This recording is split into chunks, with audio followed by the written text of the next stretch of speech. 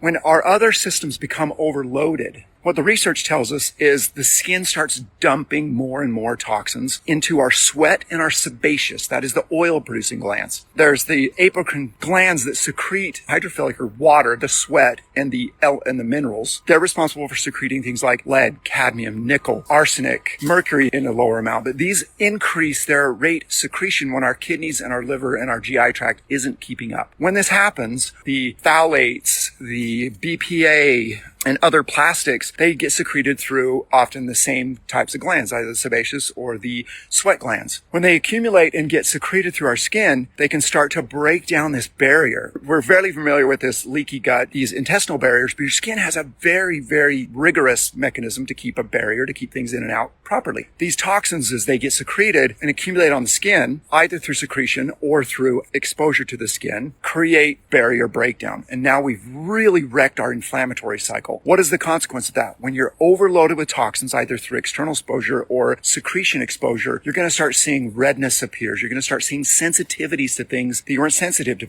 before. If you've ever had somebody pick up a penny and that left an inflammatory response on their hands or their fingers, now there's so much toxin being expelled and being overproduced on their skin, they're creating these almost sensitivities to it. I wouldn't quite go to allergies, but there's these sensitivities to the exposures that we didn't have a year ago. This is a warning. You start to see tissue buildup or hardening, discoloration. These are all signs of inflammation, and this could be one of the underlying reasons. And our skin is taking the brunt of this, and it responds accordingly. And as it continues chronically, it starts to break down.